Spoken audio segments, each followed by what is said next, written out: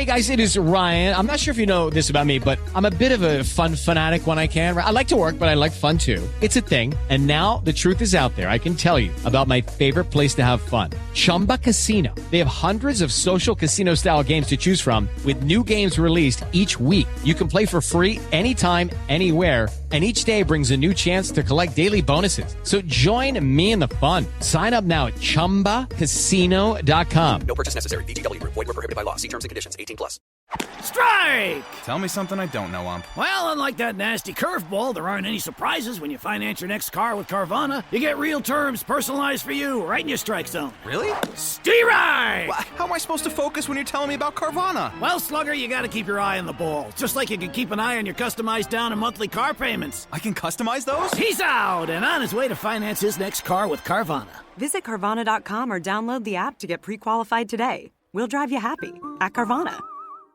Hello and welcome. It is Eric Erickson here, the Eric Erickson Show across the nation from Atlanta, Georgia. You know, when I was doing the evening show on Fridays, every once in a while I declared an open container Friday because, well, after this week, not there yet today, but we may get there. We'll see. This week has been something. Glad it's almost over. In any event, you can call in 877-973-7425 if you want. Before I get to any phone calls, though, it really is important to me that I talk about this particular story, and you need to know what's going on out there, particularly if you are a gun owner. I don't think this is a coincidence. Because it happened after the Supreme Court's decision on concealed carry permits. Don't think it's a coincidence. And I need you to listen to me. Before I get into the details, though, I need to tell you, if you're just tuning in, I got a ton of people asking me how I do my brisket. A lot of people asking how I do my brisket, and I've never emailed it out before. And I finally sat down and wrote it out because I'm doing one tonight. And if you want how I do a brisket, text the word recipe, singular, not plural recipes, but singular recipe to 33777. I'll send you back a link. You click it. You can sign up for free. You don't have to pay unless you want to help with cost of the groceries for the recipes. But you don't have to pay. You just sign up and you get it every week when I send out a recipe. You get it in your inbox. And in about 10 minutes, I'm emailing out the brisket recipe. In about 10 minutes, I'm emailing out the brisket recipe. So text recipe to 33777. Now, let's get into this. This can't be a coincidence because it only started happening after the Supreme Court decision earlier this year that struck down concealed carry discretionary laws in several states. The Supreme Court issued an opinion in all but 7 states. There is a way that individuals can get a concealed carry permit. They go through an application process, they take their fingerprints, they go through a background check, and if everything passes, they get their concealed carry permit. In 7 states, including the state of New York, where the case came from, it's a discretionary rule. So you go through the application process, you go through the fingerprints, you go through the background checks, and then if the bureaucrat likes you, they give you the concealed carry permit. If they think your excuse is good enough. But they don't have to give you one if they don't want to. If you rub them the wrong way, they don't have to give it to you. There's a lot of discretion. The Supreme Court threw that out and said you can't have that much discretion. If you have a process and the person completes the process and the background check and the fingerprints don't lead to this person being prohibited, you have to give them a concealed carry permit. And then this happened. Accessory manufacturers for guns, particularly gun holster companies, began receiving the commodity flow survey from the federal government. It didn't just happen to one. It happened to a number of them. And here's what you need to know about the commodity flow survey. The commodity flow survey is a random survey that businesses in the country get. And it is supposed to be randomly distributed. If it is randomly distributed to businesses around the country, how is it that all of the businesses that got it after the Supreme Court's decision all happen to be in the gun accessory industry? Wasn't the gun manufacturers. It was mostly gun holster manufacturers. Now, what is the Commodity Flow Survey? It is a survey taken with the Bureau of Transportation Statistics and the Census and the Department of Commerce, trying to understand the flow of goods around the country. It covers mining, manufacturing, wholesale trade, and select retail and service trade industries. What you need to understand is that the Census Bureau, to businesses across America, if you don't own one, you don't know this, but businesses around the country randomly get surveys from the Census Department. I got one a couple of weeks ago, and it was on my use of technological research materials from the American IT and computer industry. Did not apply in any way, shape, or form to what I do for a living, and I made sure they knew it, but I had to answer the survey. If you do not answer the survey, you can be fined up to $5,000, or the owner of the business, if you're a small business, can be jailed. The Commodity Flow Survey doesn't apply to me because I do a radio show. I don't provide a good or service that is transmissible across the country physically. I provide a good and service, a radio product that you listen to in your radio or online or podcast app, what have you, but it's not a physical good. What the Commodity Flow Survey asks for is, here's the information you get. You get shipment ID number, shipment date, the month and the day, not the year, the value of the shipment, the weight of the shipment in pounds, the commodity code for standard classification of transported goods, which is a list from the Department of Commerce, the commodity description, a hazmat number if it applies, the modes of transportation by which it was transported, the city and country if it's a foreign destination, how it was transported abroad if it was transported abroad, and if transported domestically, the city, the state, and the zip code of where it went. So not the physical address, but the city, the state, and the zip code. The commodity survey is conducted every 5 years for years that end in 2 and years that end in 7. So this was a year the Commodity Flow Survey went out. 100,000 establishments are chosen based on geographic location and industry every time it happens.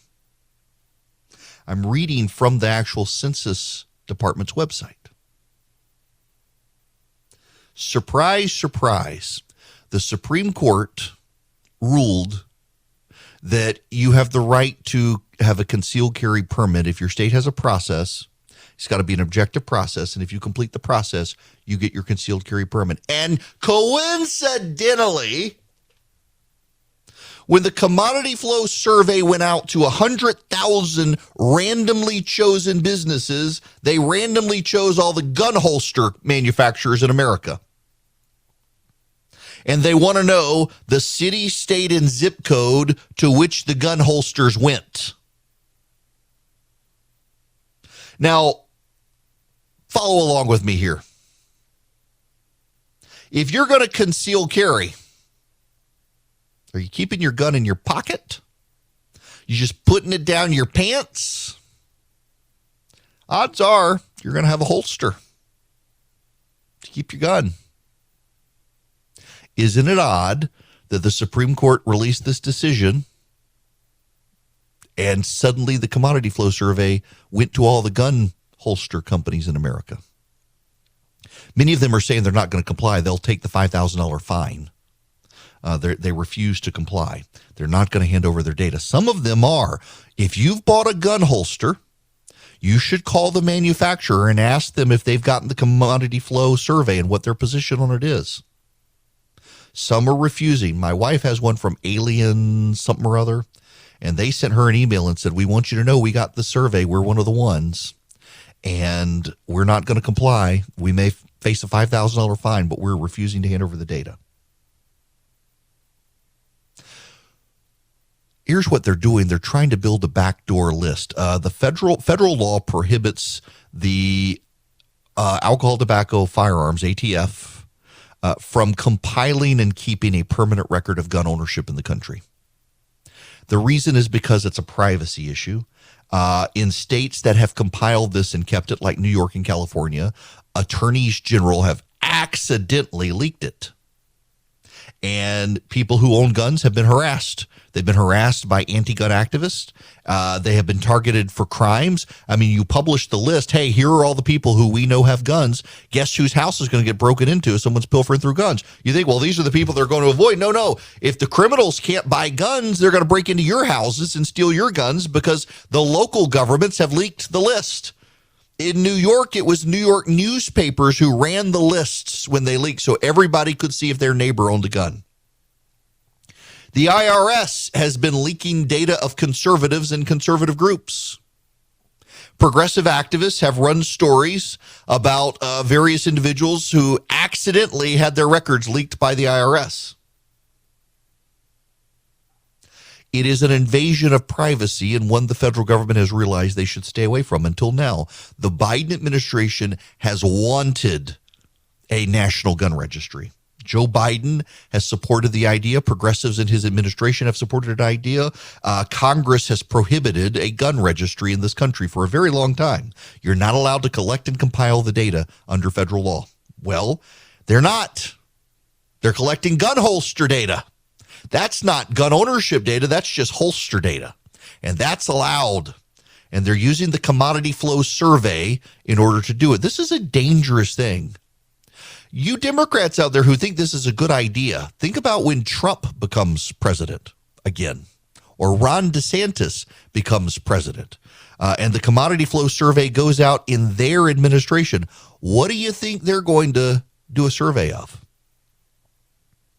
Maybe the individuals who have gotten abortifacients delivered to their home.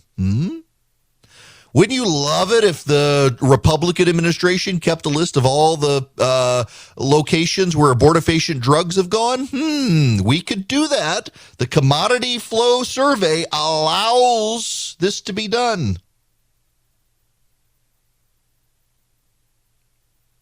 You better think real careful before you sanction the federal government doing this. Now, it's not just gun holster manufacturers, although they're primarily the ones who apparently have been targeted with the commodity flow survey. It's also other gun accessories, scopes, sights, things like that. Those companies, several of them have come forward, prominent ones, and said, we're getting it as well. We've never gotten it before, and suddenly we're getting it. They really do seem, the federal government does under Biden, to want to compile this list. And while they can't get your precise address, you know they can extrapolate it through other data. Okay. I mean, follow along with me here. They get your shipment date and they get your city, state, and zip code. All right. So now let's go pull from states that support us the list of concealed carry permit holders. You may not have a gun, but if you got the holster, we know you do. So states, you leak us who applied for a concealed carry permit. We're going to cross-reference it to the zip codes into which the gun holsters went. We will have a very good heat map of where all the concealed carry people are, and we will put it in a list. It's only a matter of time before something like this happens. They're playing with fire here, and they don't care. They don't care about your privacy. They don't care about your gun rights. They don't care about congressional laws that prohibit the formation of a gun registry. They want to be able to target and harass gun owners. And you will note you're hearing about this from me and not from mainstream media outlets. Why? Because they don't care about you either. They're in on gun control 100%. Anything to make you intimidated, they're in favor of. The reality is, if you have a gun accessory, particularly a gun holster, you probably need to reach out to the manufacturer and ask, hey, have you gotten the commodity flow survey from the federal government? And if you have, do you intend to turn over the details? Everybody asked me about Boll and Branch sheets. I actually put up a picture the other day. We got some at our house because we order from them. We actually are customers. They're like, oh my gosh, are they really that good? Yes, they get softer every single time you wash them. I mean, they use 100% organic cotton threads. They're super soft. You get such a good sleep. They have just the great weight to them. Like I had a pair of sheets we actually threw away when we replaced them with Boll and Branch, where they were just like too light and also not very soft. The Boll and Branch, they're perfect. The drape across your body when you sleep, absolutely perfect. Boll and Branch uses the highest quality threads on earth for superior softness, for a better night's sleep. They've got over 10,000 stellar reviews. Their signature sheets come in 9 neutral colors in all sizes from twin to California King. You will feel the difference. And they're 100% free from toxins, no pesticides, no formaldehyde, no harsh chemicals.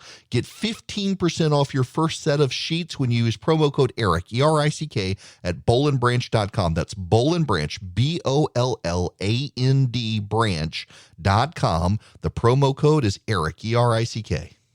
Welcome back. It is Eric Erickson here. The phone number is 877-973-7425 if you want to be on the program. And if you want to subscribe to the daily email, you really should. In addition to the exclusive interviews we do and the videos, you get the daily show notes, which is show prep for your mind.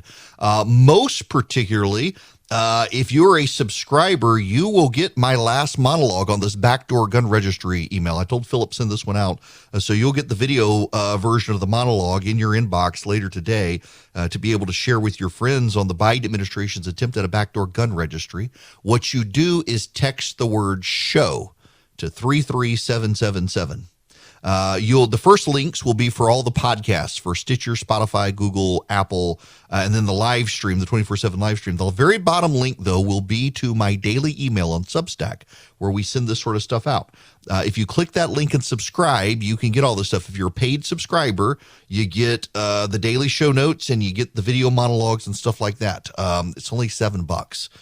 So text the word show to 33777. Click that bottom link. I will be sending this out to you later. Now, I got other stuff I got to talk about because you're going to want to. This is another disaster from the Biden administration. How much more can they screw up? This is from the Washington Free Beacon. The man likely to become Al-Qaeda's next leader has spent decades using Iran as a base of operations and maintains deep ties to the hardline regime, signaling that two of the globe's leading terror forces could potentially exponentially expand relations in the near future. Saif al-Adel, Al-Qaeda's number 2 leader and longtime head of its security arm, fled to Iran in the early 2000s along with other senior leaders following the September 11th attacks. From there, he helped relay orders from the just-killed al-Qaeda leader Ayman al-Zawahiri and orchestrate terror operations that killed dozens of people, including Americans, according to former U.S. officials and information on the Iran al-Qaeda axis published by a watchdog group. Iran's Islamic Revolutionary Guard Corps protected al-Adel during his time in the country, and the regime permitted him to plan deadly terror attacks, including a May 2003 operation in Saudi Arabia that killed 8 Americans. Joe Biden bungled our withdrawal from Afghanistan and continues to want to get Iran back to a deal-making position on nuclear weapons. Iran says it intends to get nuclear weapons and vaporize New York City. They actually said this last week. Didn't get a lot of American media coverage. It got a lot of coverage in the Middle East. Iran says it will acquire nukes and it will vaporize New York. Did you hear about that in your local press outlet? I bet you didn't. And yet it happened. Why are we continuing to negotiate with a terror regime that has given safe harbor to the person who will now become the top leader of Al-Qaeda, a man who has established good relationships? You know, so a friend of mine got me to order a book about the end of the world is only the beginning. It's called something like that. And it seems like, you know, there's a story out that the real world, the actual planet is spinning faster. We may have to do a leap second, which can mess up IT departments trying to figure out how to make their computers skip a second. Because the world is actually spinning on its axis faster than it has. It seems like everything is spinning suddenly faster and faster. You've got Al-Qaeda and Iran, which have never really liked each other, collaborating. Iran and the Taliban, which have never really liked each other, collaborating. Iran and China and Russia collaborating. You can just see like the Axis and allies shaping up for the end times. And meanwhile, you got a bunch of Christians in this country suddenly increasingly being persecuted in this country by the federal government and state governments and progressive activist groups. You've got parents being harassed, their kids indoctrinated. I mean, listen, everybody views eschatology, the study of the end times, by what's going on in their world at the time. So if everything's going hunky-dory, you view the end times as a grand and glorious affair. And when things aren't going well, you tend to view the end times as awful, and we're here and everything's about to go to hell in a handbasket and bring on Armageddon. You got to be very careful about doing that. There have been really worse times in history than what's happening right now. But you can almost kind of see it. The volcanoes, the earthquakes, the Iranians, Al-Qaeda, China, Russia, just seems like something is really happening. There's something in the zeitgeist that's affecting everything and everyone everywhere. Hello, welcome back. It is Eric Erickson here. The phone number is 877-973-7425 if you would like to be on the program. At the beginning of yesterday's program, the story about Brittany Griner broke. I spent some time on the Brittany Griner story. She's the WNBA player who was carrying cannabis oil through a Moscow airport, less than a gram of it. She was sentenced to 9 years in prison. And some people push back and said, well, you just don't like her because she's a progressive or in the WNBA. And that's actually a damning indictment on the people who heard that and thought that, because they clearly don't really listen to me. And they clearly conform their views to their partisanship and assume everyone else must do it as well. I don't. Rarely. I won't say I've never done it, but not in this case. As I said yesterday, I'm very sympathetic to Brittany Griner. She is caught in a diplomatic struggle between the United States and Russia and got sentenced to 9 years in prison for less than a gram of cannabis oil in Moscow. I'm assuming it means she had a vape pen or something with marijuana. I'm very sympathetic to that. But also, she went to Russia in the middle of a diplomatic skirmish between the United States and Russia when tensions are hostile, and she took marijuana with her. And we can't ignore the fact that she broke Russian law, and Russians are very intolerant of drug possession, even less than a gram of cannabis oil. And they say, I mean, the press is, well, it's cannabis oil. It's not CBD that she had. You need to understand that. It was marijuana. And she confessed. She's going to prison for 9 years, which is excessive. I have a hard time believing, whether you're super sympathetic or not, I have a very, very hard time accepting the fact that we should trade Brittany Griner for a terror master. The Russian government has requested a former colonel from the country's domestic spy agency who was convicted of murder in Germany last year be included in the U.S. proposed swap of notorious arms dealer Victor Bout for Griner and Paul Whelan, multiple sources have said. Whelan has been held in Russia since 2018 and was convicted on espionage charges, though he has strenuously denied the charges. Griner's conviction has raised similar concerns that she's being used as a pawn. Russia has strict drug laws and had no intention of bringing marijuana into the country, she said, but she was in a rush and packing under stress. She said it was an accident. Doesn't matter. She brought it. I'm sorry, but it is highly irresponsible of the United States government to trade to Americans for one of the largest, most notorious arms dealers on planet Earth and a colonel in charge of a spy agency who was convicted of murder. It's disproportionate. I understand the people who want to get their loved ones home. I understand Whelan's family wants to get him home. I understand Griner's family wants to get her home. I understand that the only reason people really care about her particular case is because she is a WNBA star and the media is trying to shove the WNBA down our throats. Somebody, I pointed that out yesterday. Philip put the video up on Instagram and someone was like, "You're such a misogynist. You don't like women's soccer either." Well, Karen, nobody else does either. Statistically speaking, no one cares about the WNBA, and very few people care about women's soccer. It's actually a pretty damning indictment on the WNBA that more Americans care about women's soccer than care about women's basketball. People just don't care about these sports, particularly this one. And I'm sorry if you think I'm a misogynist for pointing it out or bigoted. I got someone say, "You don't like her because she's black." No, I don't like her. I don't dislike her. I don't know anything about her. But what I do know is you don't trade the foremost arms dealer on planet Earth and a murderer for a woman who carelessly walked into a country with very strict drug laws and had marijuana in her possession. You just don't do that. It makes no sense. It's awful. I feel bad for her. She's got a family at home that misses her, that loves her. She wants to be there. She says it was a mistake. She was stress packing. She never would have done it, but she was just in a hurry to pack her bag, forgot it was there. I got a buddy of mine who was leaving the country and had a bullet in his luggage. Went through absolute hell just leaving the country. Didn't commit a crime, but was grilled by TSA and then by Florida officials as he was trying to get on a cruise. And he was an absolute nervous wreck after it. Thought he was going to jail. Nope, he wasn't. It was a careless mistake. They understood it. The Russians don't care. They never have. The fact that this is missed in all of this, that she broke their law. You can say the sentence is unjust. You can say she's a pawn. All of that is true, but she broke the law.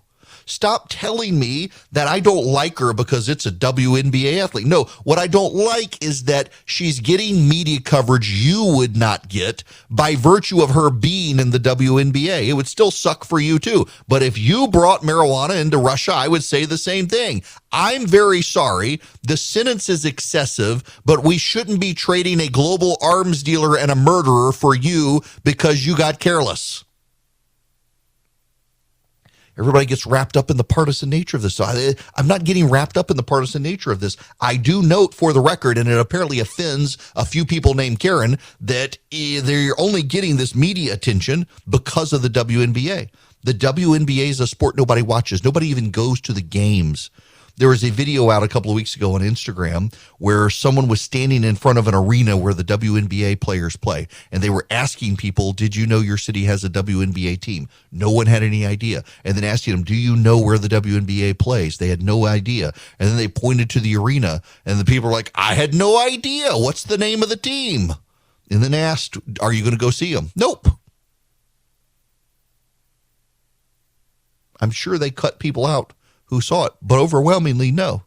People had no idea. There's apparently one in Atlanta. I have no idea what their name is. I have no idea where they play. I don't know anything about them. And most people don't. They don't get ratings. ESPN is trying to make it happen. But that has nothing to do with Brittany Griner other than the fact that she's getting attention because the media wants the WNBA to happen. What has everything to do with Brittany Griner is she went to Russia in a hurry packing, had marijuana in her suitcase. She got caught in the middle of a diplomatic struggle. She decided to go there to make a career out of basketball. And now she's going to prison. It is excessive and it is unfair. It is the natural outcome, however, of bringing marijuana into a country in a diplomatic struggle with the United States. And it is not fair to anyone on planet Earth that we should do a prisoner exchange for her for an arms dealer and a murderer who ran a spy agency. That is as disproportionate and excessive as her sentence. And if you can't acknowledge that reality, I don't know what to tell you. I think maybe it's you, not me, who has some serious issues on this front. Everybody's, "Oh, you just don't like her because of her." I don't even know what her politics. I assume she's progressive left. Apparently she is. I don't care. I don't care if a conservative walked into Moscow with marijuana in their bag and the same thing happened and you wanted to trade him for an arms dealer, I'd say no. Yes, it's a terrible penalty that you're an idiot, but you're an idiot and you're going to suffer for 9 years unless we find someone else to trade you for, but we ain't trading you for an arms dealer and a murdering spy. Now, we can switch gears, I guess. There is some good news, but it's coupled with some bad news. Mentioned it earlier. Payroll has gained 528,000 jobs in July, exceeded all forecasts. Non-farm payrolls jumped 528,000 people in July, 528,000 jobs, a broad advance that beat all estimates. It was the largest jobs gain in 5 months.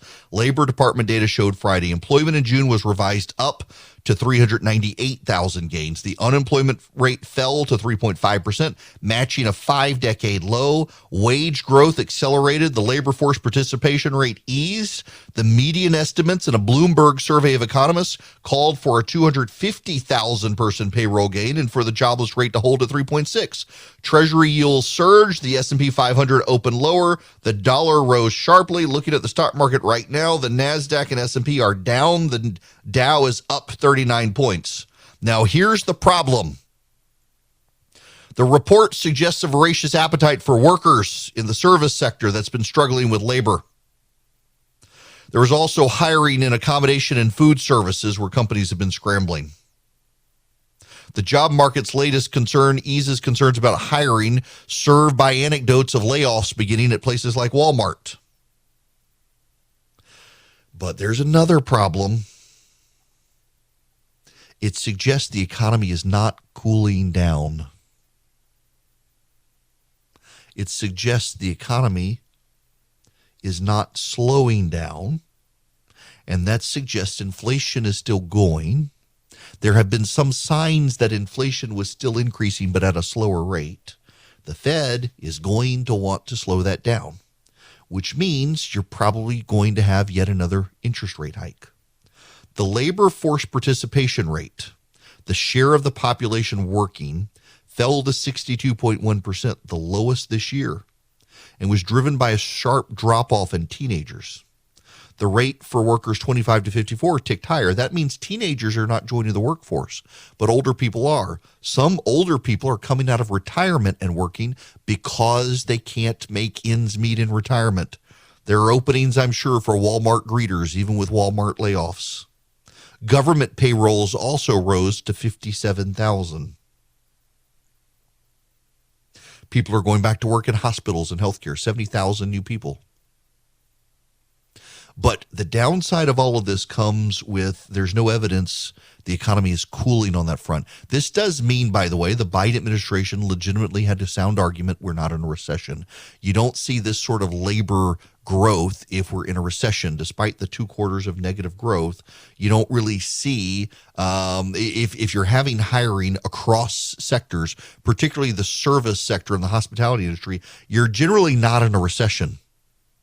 But the fact that we're not, and the fact that labor is surging means interest rates are going to go up, which means they're going to put us into a recession by about the time that Joe Biden decides to run for re-election. All sorts of warning signs out there in the economy right now, and this actually is a warning sign. The fact that labor is surging, or did last month, but Walmart is now beginning layoffs, as are tech companies beginning layoffs in anticipation of a surge, that all says we're going to have some problems. We're going to have some problems. So what do? Well, keep saving. Our savings rate has gone down as people have had to tap into savings for higher prices. If you can save and get yourself out of debt, you still should. You've got more time to do it. But with the Fed continuing to probably raise interest rates, and most economists, the reason the market is not exploding today with this news is because it's another sign the Fed is probably going to raise rates another 0.75%, which is going to drive up the cost of everything and really slow down the economy. So save if you can, scrimp if you can, cancel all those subscription TV services, save your money wherever you can.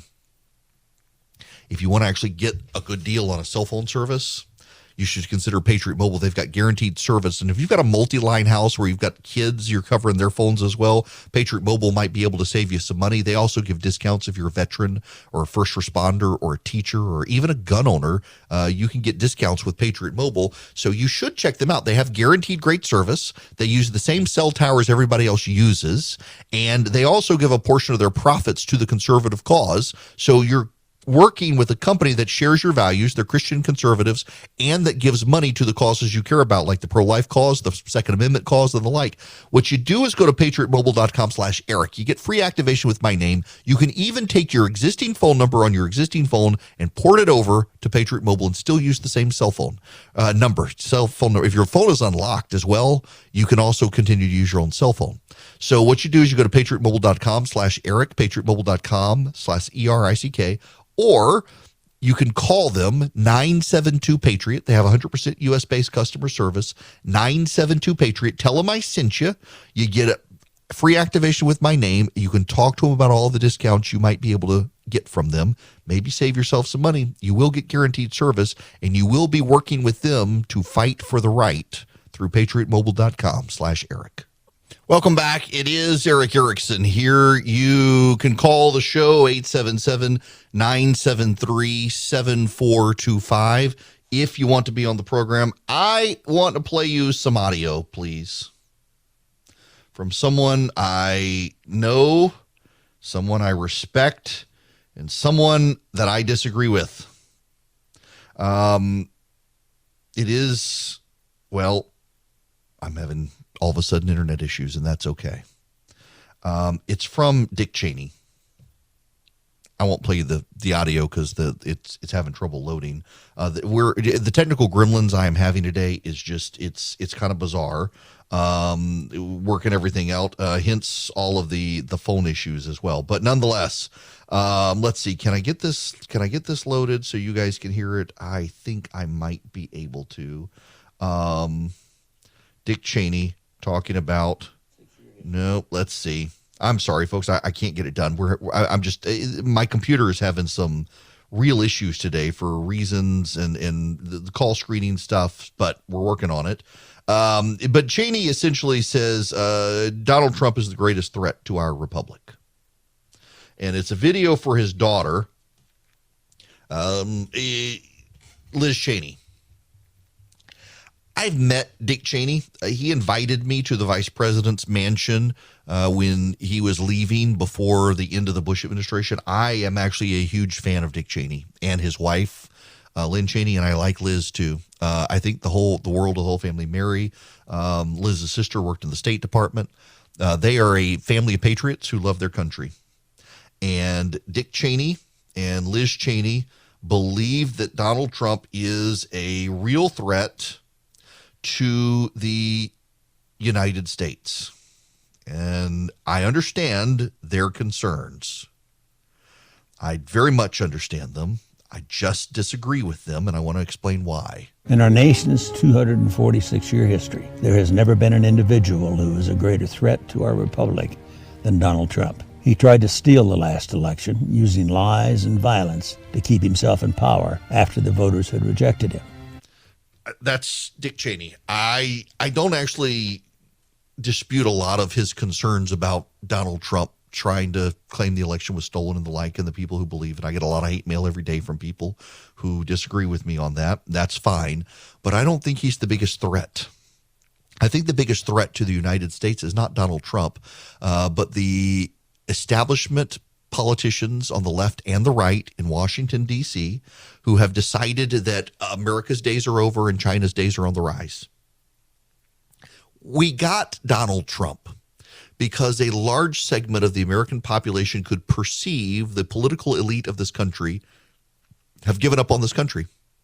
Many of them just want to cash in on it and get wealthy on their way out the door, thinking, well, our days are over. China's are here. Let's get what we can for ourselves and our families and protect our own interests and not the interests of the American people. You know, they say we're in a recession, even if we're not technically in one, because the American people believe we're in a recession. Our days are over because the elite believe it so. It's reversible, it's preventable, but not with the current crop of elites in this country who think, well, it's China's time now. Let's ease the landing here, get people used to being number two. Put down the torch, save the arm power. We don't need to hold up the torch for liberty anymore. China's time. They don't want that torch raised. This is the biggest threat to this country, not Donald Trump. And it's why we got Donald Trump. And it's a profound disappointment that so many Republicans and Democrats alike don't understand it. I mean, credit to Nancy Pelosi. At least she was willing to go to Taiwan when the establishment in Washington looked on in horror that she dared stand up for freedom. It's a shame across the board. With the Lucky Land Slots, you can get lucky just about anywhere. This is your captain speaking. We've got clear runway and the weather's fine, but we're just going to circle up here a while and get lucky. No, nothing like that. It's just these cash prizes add up quick. So I suggest you sit back, keep your tray table upright, and start getting lucky. Play for free at LuckyLandSlots.com. Are you feeling lucky? No purchase necessary. Void where prohibited by law. 18+ terms and conditions apply. See website for details.